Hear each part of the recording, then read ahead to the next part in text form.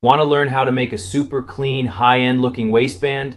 In this video, I'm going to show you how to create a straight waistband that's super simple. No curves, no extra seams, just clean results that look crazy professional. You can use this technique for women's pants, casual pants, even thick denim jeans. I'll walk you through everything step by step. How to add the stabilizer so the waistband feels firm, how to sew that clean hidden stitch, how to close the ends without getting them crooked, and of course, how to finish it off with a nice clean top stitch so it looks store-bought.